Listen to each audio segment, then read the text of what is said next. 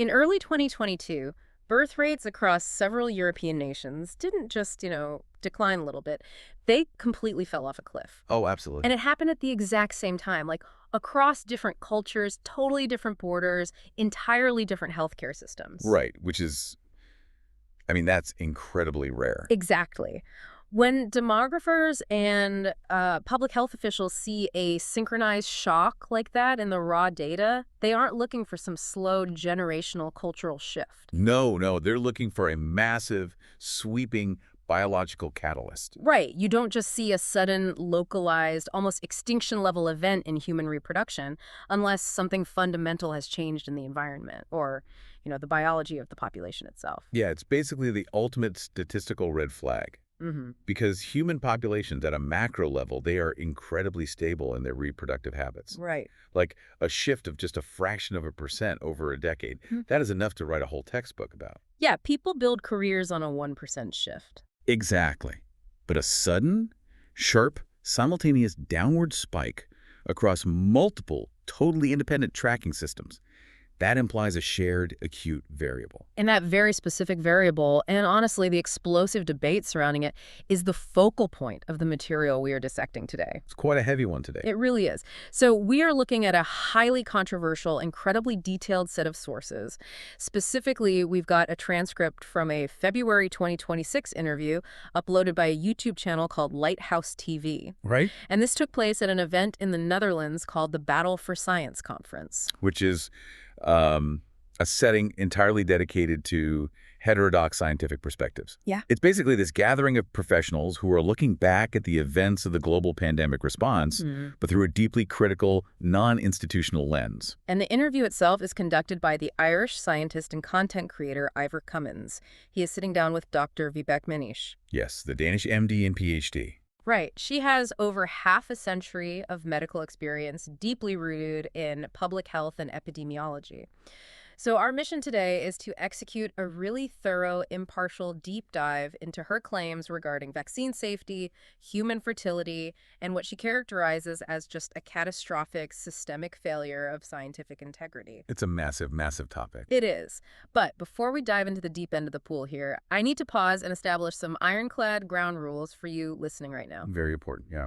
We are exploring highly charged, culturally explosive material today, so it is absolutely essential to state clearly that neither of us sitting at these microphones is endorsing or validating or, taking a political or medical side on the viewpoints presented in this source material. Right. We're definitely not here to act as arbiters of objective truth regarding the whole global medical response. Exactly. Our mandate is strictly analytical. We're going to unpack the factual content, the biological mechanisms she brings up, and the specific logical arguments made within the original source text. We basically want to give you a front row seat to the perspectives shared at this 2026 conference. We're breaking down the data they rely on without fear or favor. We are mapping the architecture of her argument, basically. Yeah, if she makes a claim, we're going to look at the load-bearing walls supporting that claim. Like, what historical context is she applying? What biological pathways is she suggesting? Right. And, why have these specific critiques gained such massive traction in certain scientific circles by 2026? Okay, let's unpack this. We really have to start with that cliff in the demographic data I mentioned earlier, the whole fertility question. Yeah, the fertility drop is the anchor for her whole argument. Right. If we look at the data sets Dr. Manniche and her team analyzed, they are pulling from the Czech Republic, Denmark, Norway, and Sweden. These are massive national-level registries. And those specific countries, they are renowned for their meticulous public health record keeping. Oh, absolutely. They track pregnancies, births, medical interventions. They do it with a level of precision that makes their data sets some of the absolute most reliable in the world for an epidemiological study. And her central claim here is just staggering. She states that if a woman received at least one vaccine dose before conception, her chances of delivering a live-born child dropped by 30% compared to an unvaccinated woman. It's a huge number. It is. And let me just stop you there, because that number feels almost impossible. A 30% drop in live births is like an apocalyptic metric. Yeah.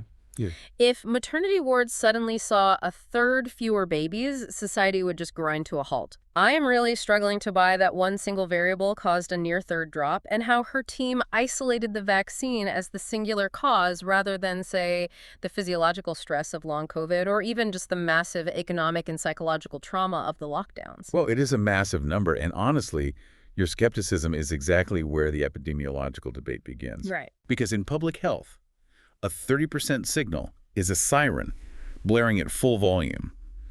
And the immediate counterargument, the one you literally just raised, and the one the source text addresses directly, is the societal trauma hypothesis. Yeah, because we have historical precedents for this, don't we? Like in the 2007 and 2008 global financial crisis, birth rates completely tanked. They did, yeah. When people are terrified that they might lose their jobs, or in this case, terrified of a novel virus and rolling lockdowns, the biological and psychological instinct is to delay reproduction. You just don't bring a child into a burning building. Right. That is the most standard, accepted explanation for pandemic-era birth rate fluctuations.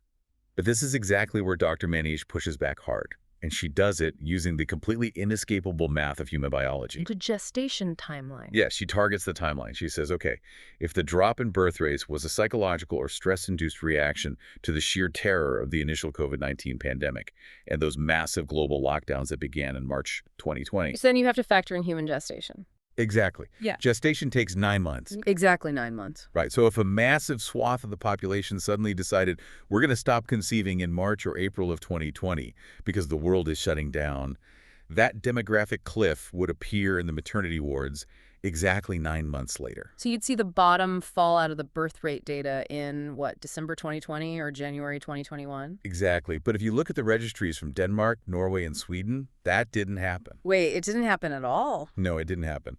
The birth rates remained remarkably stable straight through early 2021. Wow. The cliff, that abrupt synchronized drop we talked about, it did not manifest in the data until January and February of 2022. Okay, so working backwards, 9 months from early 2022 brings the moment of conception failure to the spring of 2021.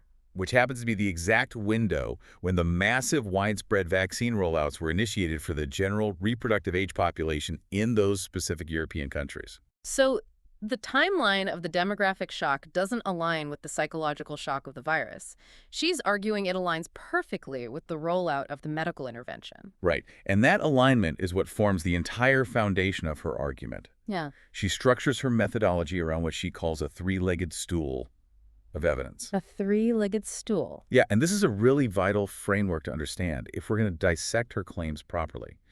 So the first leg of that stool is exactly what we just debated: correlation and timing.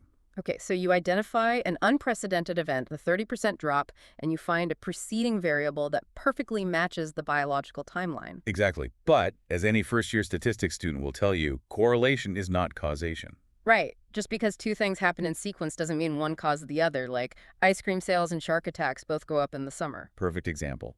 You need a physical bridge between them. Which means we need the second leg of the stool. If correlation is just circumstantial evidence, you need the murder weapon. You need mechanistic proof. Biologically speaking, how does a lipid nanoparticle injection in the arm physically travel through the body and disrupt the incredibly complex machinery of human conception?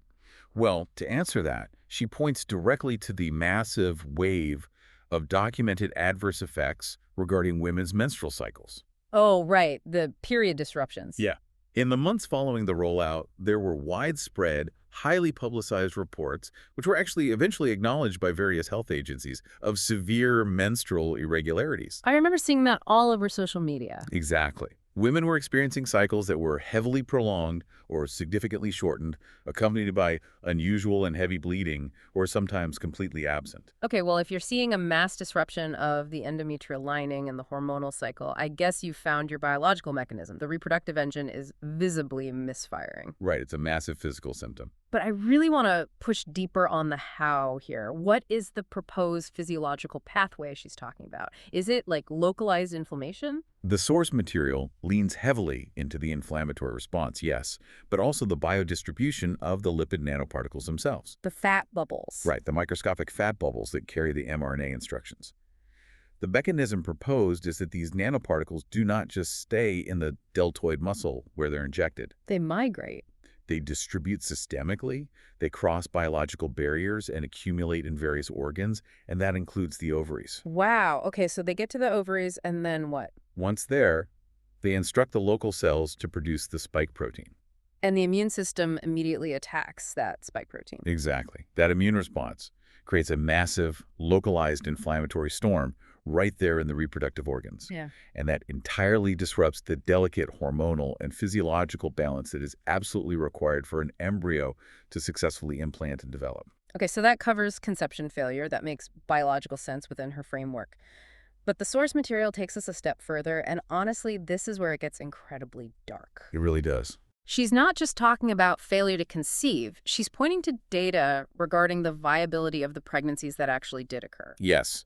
What's fascinating here is how she focuses on data out of the Netherlands regarding fetal health outcomes, specifically looking at the APGAR scores of newborns. Okay, for those listening who might not have kids, the APGAR score is basically the very first test you take in life. It is, yeah. It's a rapid assessment done at 1, 5, and 10 minutes after birth. The doctors check the baby's heart rate, muscle tone, reflexes, skin color, breathing. It's a snapshot of how well the baby survived the trauma of birth and is adapting to life outside the womb. Right. A high score means you've got a screaming, pink, healthy baby. A low score means a baby in severe distress requiring immediate medical intervention. And the Dutch data, according to Dr. Manniche, showed a noticeable drop in those APGAR scores across the board, alongside instances of fetal death in utero. The babies being born were simply less vital. But biologically, I'm trying to work this out.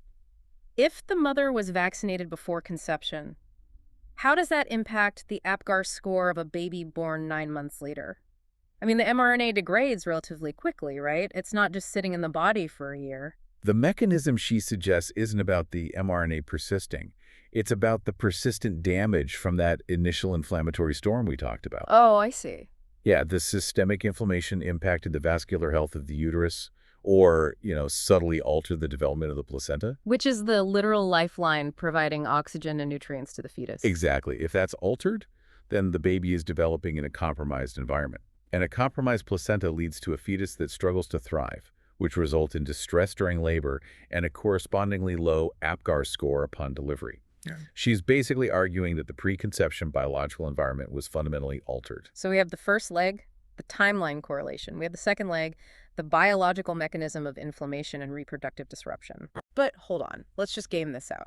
If a product was causing massive localized inflammation in the ovaries, leading to a 30% drop in fertility and dropping APGAR scores, how on earth did the manufacturers not see this when they tested it on tens of thousands of people during the clinical trials 6 months earlier? That's the million-dollar question. Didn't the control group prove it was safe? Well, that assumes the product they tested in the pristine environment of a clinical trial was the exact same physical product they injected into billions of arms in the real world. Wait, are you saying it wasn't? And that brings us to the absolute most explosive component of her research, which completely shatters the assumption of uniformity. Oh, wow. This is the batch-dependent lottery they talked about in the video. Yeah, the batch lottery. Look, when you go to a pharmacy and pick up a bottle of aspirin, you operate under the fundamental assumption of mass-produced pharmaceuticals, which is absolute molecular uniformity. Right. The pill I swallow in Tokyo is identical to the pill I swallow in Toronto. Exactly. But Dr. Manniche and her team published a massive data analysis, which, by the way, they replicated across Danish, Swedish, and German registries, proving that this uniformity simply did not exist. Really? Yeah. The adverse side effects were not a general risk applied evenly across the population. They were intensely clustered. She claims they were heavily, almost entirely dependent on the specific manufacturing batch a person received. And she focuses primarily on the Pfizer data for this. Right. And if you are listening to this right now, your jaw is probably on the floor, or you are just deeply, deeply skeptical. You are likely asking yourself, what does a bad batch actually mean in this context? And how bad are we talking? Well, we're talking about a massive disparity. According to their findings, the highly toxic batches were heavily concentrated at the very beginning of the global rollout. The early days. Yes. Specifically, the batches distributed up until March and April of 2021. And let's just look at who was rolling their sleeves up in March of 2021. It wasn't 18-year-old college students? No, not at all. It was the most essential layers of society. The frontline healthcare professionals, the ICU nurses, the doctors, the emergency responders, the elderly in care homes. The people we deemed most vital to societal function were the ones at the front of the line receiving these early batches. And the statistical damage linked to those specific early batches is just staggering. In one of the smaller early Danish batches they isolated in the data, the adverse event rate was 1 in 20. 1 in 20, that's a 5% adverse event rate. Yes. And we aren't just talking about a sore arm for an afternoon, right? The source notes these reports range from severe systemic reactions all the way up to death. A 5% severe reaction rate in a mass-administered public health intervention is astronomical. It is totally unacceptable. We get you too. To contextualize how unacceptable that is in standard manufacturing, Dr. Manniche actually brings up the Coca-Cola Zero analogy in the interview. Oh, I liked that part. Yeah. She notes that if a global beverage company detects even a minute variation in a single batch of soda, say, I don't know, the salt content is slightly too high or a flavoring chemical is just a bit off done, they immediately execute a global recall. Right. They pull every single bottle from that batch off the shelves worldwide because the liability and the brand damage of a non-uniform product are just way too high. Right. But soda is literally just sugar water. We are talking about a complex biologic injected directly into the human body. Exactly. Let's elevate that analogy. It's not like buying a car where the factory forgot to install the brake pads on Tuesday, so Tuesday's cars crash. A biologic is incredibly delicate chemistry. It's less like building a car on an assembly line and more like scaling up a recipe for a highly volatile, incredibly sensitive souffle. That is a much, much more accurate way to look at mRNA manufacturing as a biological souffle. Right. If your mixing speed in the industrial vat is off by 1% or the temperature fluctuates by half a degree during transport, the lipid nanoparticles don't just miss a part, they physically degrade. Yes. The microscopic fat bubbles clump together into toxic aggregates, or the fragile mRNA strand inside completely shreds. You no longer have a precise genetic instruction set. You basically have a vat of degraded, highly inflammatory biological soup. And the source material explicitly mentions the discovery of DNA and RNA material found in some of the production vats as evidence of this massive quality control failure. Let's explain why that matters, because just saying DNA material sounds a bit vague. Why is DNA in a vaccine vat dangerous? Well, it comes down to how mRNA is actually manufactured at scale. You don't just, print it on a computer. Right. To mass produce mRNA, manufacturers use E. coli bacteria. Wait, they use bacteria? Yes. They insert DNA plasmids into the bacteria. They let the bacteria multiply in these massive fermentation vats, and then they harvest that genetic material to create the mRNA. Okay, so you're basically using bacteria as a biological factory. Exactly. But the crucial final step of that entire process is absolute rigorous purification. You have to clean it up. Yes, you have to filter out all of the E. coli bacteria and all of the residual DNA plasmids so that only the pure mRNA remains. If that purification process fails, or even if it's just rushed because you were trying to produce billions of doses in a matter of months, you end up with residual bacterial DNA packaged inside the lipid nanoparticles. And if you inject bacterial DNA into human cells, Your immune system does not politely ignore it. I would imagine not. No, it recognizes foreign bacterial DNA as a massive, immediate pathogenic threat. It triggers a severe, systemic inflammatory cascade. This is the mechanism she's pointing to for why certain batches were so violently reactive. And the authorities knew, like they had this data. According to the source, yes, the authorities were receiving periodic post-marketing safety reports detailing this exact disparity between batches. They could physically see the spike in adverse events linked to specific serial numbers. But they didn't hit the brakes. There was no recall, none of that. No recall. And the source actually points to public admissions that explain why this chaos was happening. Dr. Manniche cites a quote from a Pfizer vice president given to Nature magazine early in the rollout.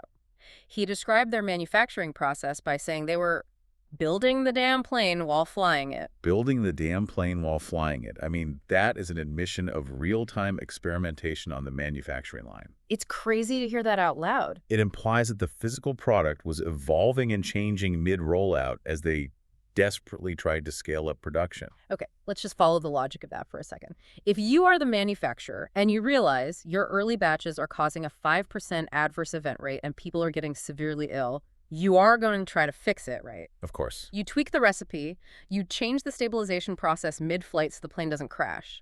But if you alter the product in the summer of 2021 to eliminate the severe side effects seen in the spring of 2021, what does that mean for the actual efficacy of the vaccine? That is the pivotal multi-billion-dollar question she raises. Hmm. If you tinker with the formula to make it less violently reactive, did you accidentally dilute or completely neuter the very biological elements that were supposed to provide immune protection? Right. If the product given in November is fundamentally chemically different from the product given in March, you do not have a single unified vaccine rollout.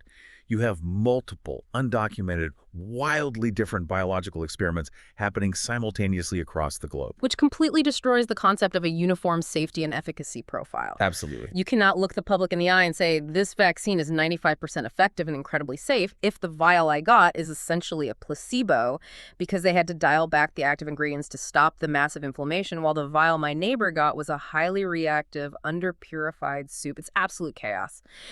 And this brings me right back to the clinical trials. Because if the manufacturing process was this unstable, if the product couldn't be reliably scaled without falling apart or becoming toxic, that is exactly the kind of thing a robust long-term clinical trial is designed to catch. Right, and that perfectly bridges us back to Dr. Manniche's three-legged stool. Okay, let's go back to the stool. We discussed the timeline, and we discussed the biological mechanism, the inflammation, and the bad batches. The third leg, which is the gold standard of modern evidence-based medicine, is the placebo-controlled clinical trial. Right. That's the undeniable, isolated proof that the product itself is safe and effective against a clean baseline. But she says that third leg doesn't exist. She actually calls what happened with the trial data the scam of the century. Yes, she does. Let's look at the baseline facts presented in the source. The initial Pfizer trial, the one that secured the emergency use authorization and convinced the world to lock down and wait for the cure, it had around 26,000 participants. And originally, it was a proper, blinded trial. It had a control group. Half the people got the experimental vaccine, and half got a saline placebo. Which is how you have to do it. Yeah. You absolutely require that baseline. You need a group of unmedicated people walking around in the exact same world, facing the exact same viral risks, to see if your drug actually makes a difference in mortality and infection rates over time. Exactly. And more importantly, you need them to see if your drug is causing long-term unforeseen harm. But according to the source, after only a few months, that control group was deliberately and systematically dissolved. Right. The researchers unblinded the study, contacted all the participants who had received the harmless saline placebo, and offered them the actual vaccine. Wait, they vaccinated the control group on purpose? They did. Why would a scientist intentionally wipe out their own baseline? Without a control, you are basically flying blind for any long-term effect. The justification used by the medical establishment, and this is the one Dr. Manniche vehemently criticizes as a massive loophole for pharmaceutical companies, is based on modern medical ethics. Ethics. Yes. The argument goes like this. Once your initial short-term data suggests that a drug is highly effective at preventing a deadly disease, it becomes ethically indefensible to withhold that life-saving intervention from the people in the placebo group. Oh, I see. They say you cannot knowingly leave half your trial participants unprotected during a deadly pandemic when you have the supposed cure sitting right there in a freezer. Well, it sounds incredibly noble on the surface, like we have a moral obligation to save the placebo group. It does. It sounds great. But Dr. Manniche calls it a scam because this ethical maneuver is increasingly used across the entire pharmaceutical industry to prevent products from failing against a true long-term baseline. So they use it for other drugs, too. Yes. The source notes, she argues, this tactic is routinely used in trials for highly profitable drugs, like chemotherapy and blood pressure medications. Wow. By eliminating the control group early, you ensure that there is no long-term data comparing the medicated population to a completely unmedicated population. Fast forward 3 years, if heart disease spikes in your trial participants, you have no pure baseline to compare it to. You only have data comparing vaccinated people to other vaccinated people. And the really chilling part of the source material is what they allege happened before they dissolved that control group. The mortality data. Yes. Dr. Manniche claims that in the 6-month follow-up of that initial 26,000-person trial, which was the brief window before the placebo group was entirely eliminated, there was a clear trend of higher all-cause mortality in the vaccinated group compared to the placebo group. Right. More people who got the shot died of various causes than people who got the saline. Now, to be precise with the data here, The source is careful to note that this higher mortality trend was quote-unquote non-statistically significant. Okay, but what does that actually mean in English? In statistics, it means the number of extra deaths was small enough that mathematically it could theoretically be chalked up to random chance. Okay. It wasn't a large enough gap to definitively prove the vaccine was killing them.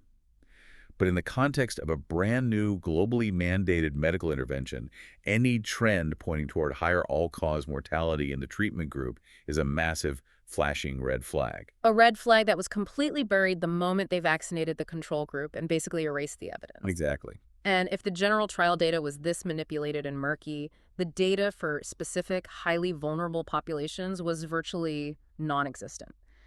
Let's go back to the fertility and pregnancy issue. The source points out that pregnant women were entirely excluded from the main 26,000-person Pfizer trial. Which, historically, is standard operating procedure. Sure. You do not test experimental biologics on pregnant women because the risk to fetal development is entirely unknown. Right. But the leap from we excluded pregnant women from the safety trials because it might be dangerous, to we universally mandate all pregnant women take this novel biologic immediately, requires a massive bridge of highly specific, rigorous safety data. It does. And the source claims that bridge simply never existed. The interview highlights a later study that supposedly looked specifically at pregnant women to justify the mandate. Do you know how many women were in it? About 160? Out of millions. Yeah. And that tiny study was quietly halted in 2022.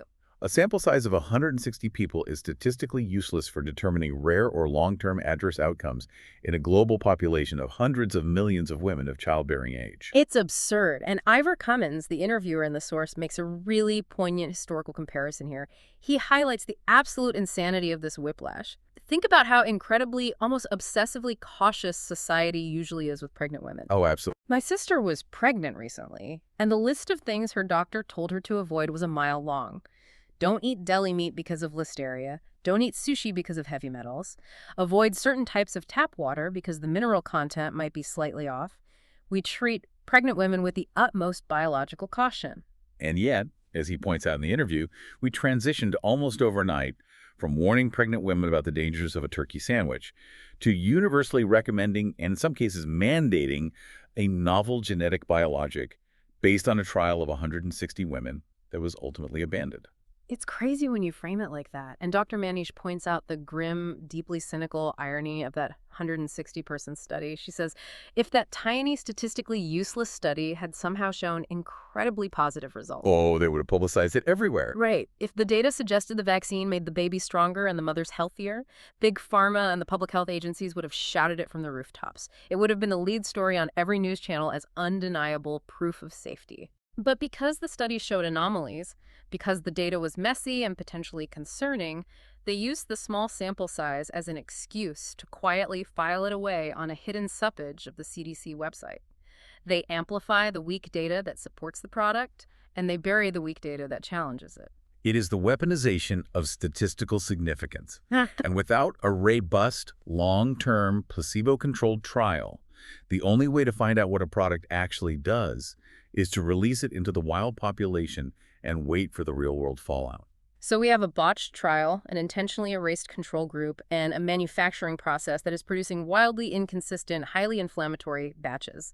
What happens when that volatile combination hits the real world? So the real world pushes back. This is where Dr. Manniche transitions from a cool, detached data analyst to a deeply angry medical professional.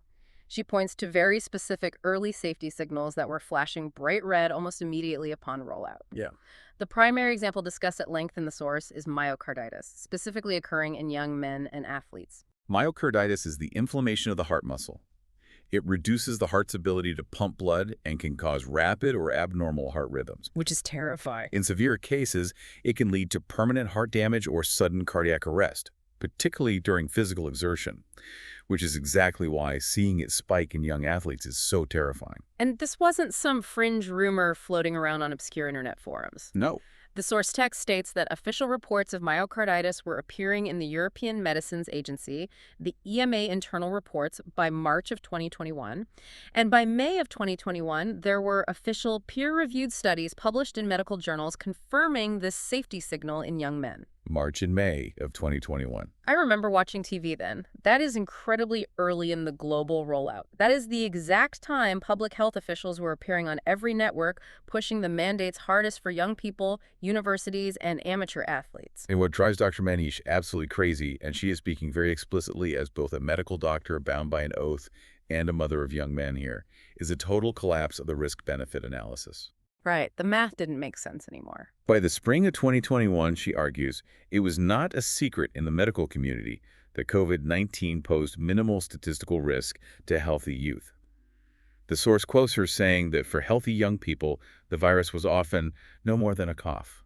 Furthermore, the epidemiological data was already clearly showing that the vaccine did not prevent transmission of the virus. Right. So if we step back and look at the foundational logic for vaccinating a healthy 18-year-old boy, the entire argument just collapses. Completely. If the virus doesn't pose a severe threat to his life, and the medical intervention doesn't stop him from catching it and passing it to his vulnerable grandmother, the only possible ethical justification for injecting him with a novel biologic is if that biologic is 100% perfectly safe. But the EMA was already reporting internally in March 2021 that it was causing heart inflammation in his specific low-risk demographic. Exactly. By all the traditional historical rules of medical ethics, the moment that myocarditis signal appeared in May 2021, the rollout for young men should have been halted immediately pending a massive investigation. It's the first rule of medicine, right? First, do no harm. You do not give a potentially cardiotoxic drug to a patient who is at zero risk from the disease. But they didn't stop. The rollout continued, and the university and sports mandates actually tightened. Okay, I have to ask the obvious question here. How does an entire global medical apparatus, millions of highly educated doctors, nurses, and researchers, ignore a glaring documented safety signal like heart inflammation in teenagers? If we connect this to the bigger picture, Dr. Manniche describes this as a catastrophic systemic failure of the medical establishment. She paints a picture of a hierarchy of complicity. A hierarchy of complicity. Yeah.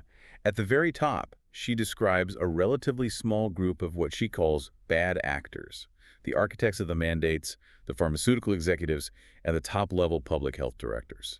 These are the people who saw the raw data, knew the risks, but pushed forward for political or financial reasons. Okay. But beneath them, enabling the entire disaster to actually function, were the massive ranks of what she bluntly terms useful idiots. Wow. The local doctors, the university professors, the hospital administrators. Exactly. The professionals who absolutely should have known better, who had the training to read a peer-reviewed study, but who instead blindly trusted the sanitized executive summaries provided by Big Pharma and the government agencies. They just followed the script. They abandoned their intellectual autonomy.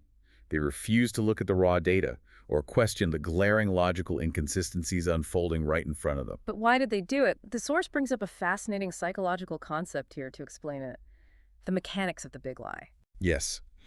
The narrative constructed by governments and media in early 2021 that the vaccine was 100% safe, 100% effective, and the only possible way out of the pandemic.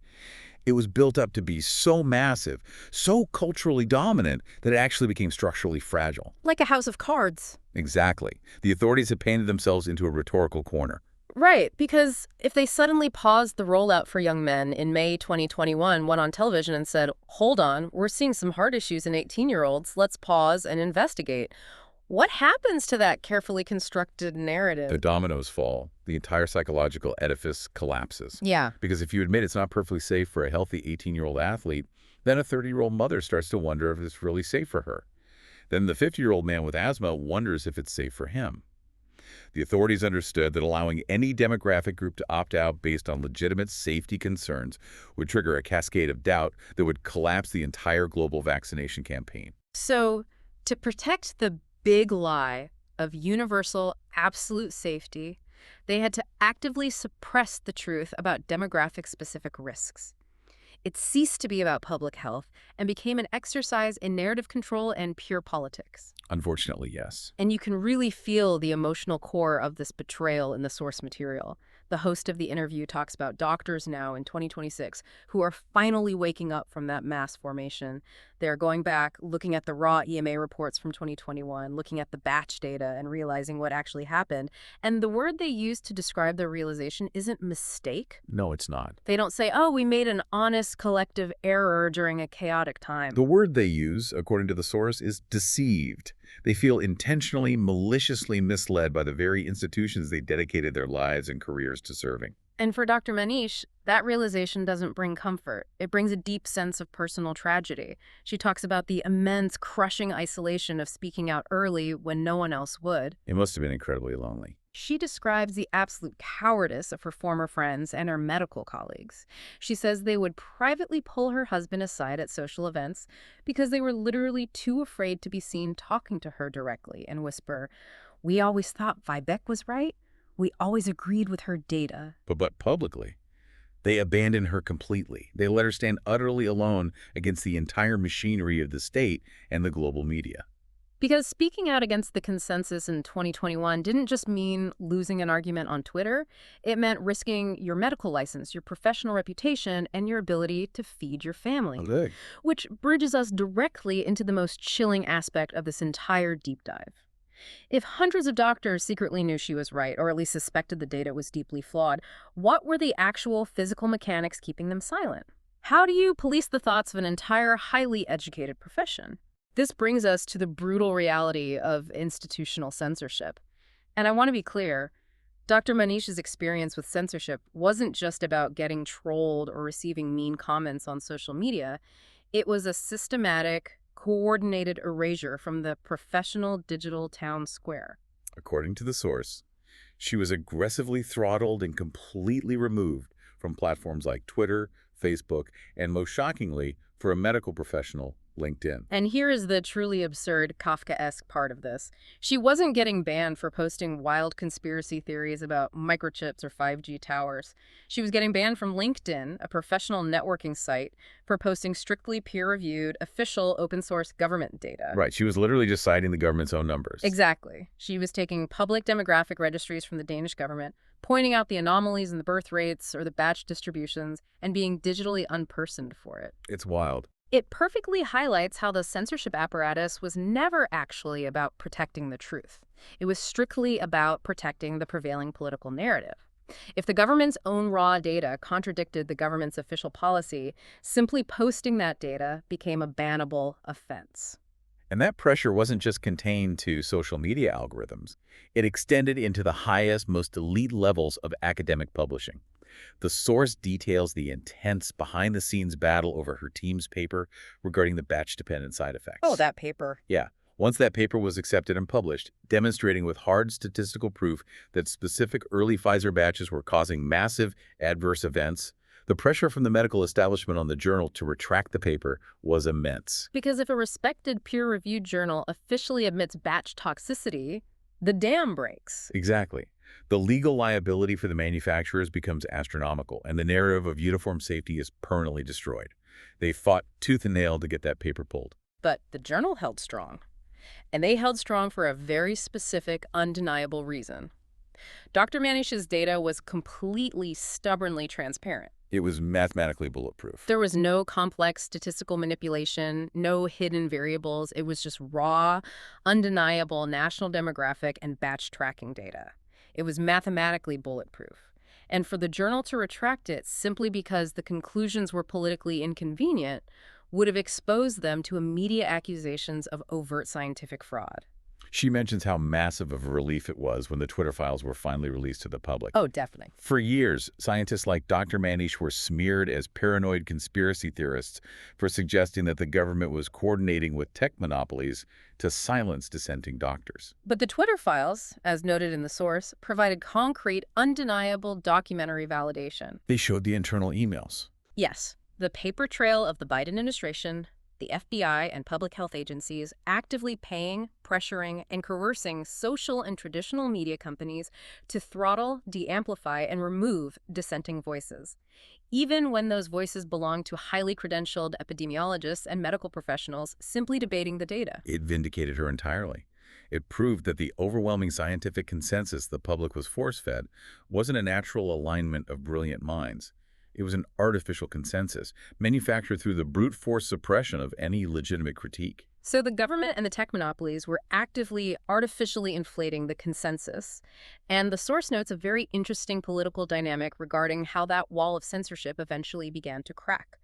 Dr. Manniche explicitly credits the political rhetoric of Donald Trump with prying open the door to free speech on these specific issues. Right.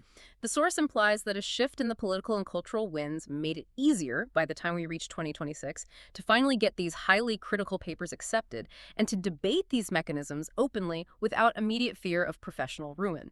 And that shift brings us to the present landscape described in the 2026 source material. The dam is officially broken. The source notes a massive, undeniable drop in public and professional compliance with institutional health directives. People are just done with it. A prime example highlighted in the interview is that medical staff in Ireland are now outright refusing to take the standard seasonal flu vaccine. They are voting with their feet. The trust is just gone. This raises an important question, though. Is this a victory for critical thinking? Is this the happy ending where the public finally wakes up? Actually, no. Dr. Manniche is terrified of this exact outcome. Really terrified? Yes. She looks at this mass refusal, this new era of intense medical skepticism in 2026, and she poses a profound, lingering worry. She asks, do these people actually understand why they are saying no? Are they actually reading the data now? Right. Are these Irish nurses refusing the flu vaccine because they have critically evaluated the new data, read the peer-reviewed studies, and mathematically determined that the risk profile of that specific shot is unacceptable? Or are they just being reactionary? Ah, I see. Are they just blindly rebelling against the authorities because they feel deeply burned and traumatized by the COVID-19 mandates? That is such a vital distinction. It's the difference between being an informed, scientifically literate skeptic and being a traumatized, reactionary cynic. Exactly. If you just flip the switch from blindly trusting everything the CDC says to blindly rejecting everything the CDC says, you still aren't doing the critical thinking. You haven't actually learned the lesson. You are still just reacting to the authority figure, just in the opposite direction. Exactly. And Dr. Manniche points out the ultimate lesson regarding where power actually resides in a society. The authorities during the pandemic, the politicians and the pharma executives, they only had power because the public, and specifically the doctors, complied. They went along with it. The global mandates weren't physically enforced by millions of government agents kicking down doors. They were enforced by local doctors, pediatricians, and pharmacists who just put their heads down and followed orders. Yeah. She says if the medical community had simply maintained its ethical backbone, looked at the myocarditis data in May 2021 and said, not under my responsibility, I will not inject this into a young man until I see long-term safety data, the entire mandate system would have collapsed overnight. The power was always in the hands of the individuals to say no. Exactly, but they willingly surrendered it by failing to think critically and succumbing to peer pressure. Which brings us back to you, the listener. We've covered an immense, heavy amount of ground today, unpacking the explosive claims from this 2026 Battle for Science conference. We started with the mystery of massive demographic shocks and dropping birth rates, exploring the biological mechanisms of reproductive disruption. We moved through the terrifying allegations of the batch-dependent lottery, the absolute chaos of mRNA manufacturing, and the systemic erosion of clinical trial standards by deliberately dissolving control groups. We looked at the active suppression of glaring safety signals like myocarditis in youth, the collapse of medical ethics, and finally, the chilling, documented reality of institutional censorship that used tech monopolies to keep the medical community in line. That's a lot to take in. It is. But the ultimate value of exploring a controversial source like this isn't necessarily about adopting every single one of her conclusions as gospel. It's about understanding the broader cultural and scientific reckoning happening in 2026. It's about critical thinking. Right. It is a fundamental challenge to how you individually consume information in a complex world. When the next crisis hits, will you demand the raw data and look for the biological mechanisms? Or will you find yourself relying on the sanitized executive summaries provided by the very people who stand to profit or gain immense power from your unquestioning compliance? That's the real test. It's a question of intellectual autonomy. And I want to leave you with a final, provocative thought to mull over, building directly on Dr. Manniche's closing worries about reactionary cynicism. Yeah. Right now, according to this 2026 source, the public is pushing back. They are refusing mandates, they are inherently distrusting the institutions, and they are tearing down the medical This is authorities. understandable. It is. But what happens if that skepticism is merely an automatic, cynical reflex born entirely out of COVID-era trauma? What happens when the next global health emergency occurs? And this time, it's not a virus with a 99% survival rate for the young, but a truly catastrophic, undeniably lethal pathogen that threatens everyone equally. That's the nightmare scenario. Has the well of public trust been so deeply, fundamentally poisoned by the censorship, the data manipulation, and the noble lies of the early 2020s that humanity will simply be unable to mobilize effectively to save itself? When the institutions finally do have a perfect, safe cure and they tell the absolute truth, will anyone be left who's willing to listen? It's terrifying to think about. Or will we just see another sudden, unexplained drop in the demographic data with no one left alive to trust the explanation?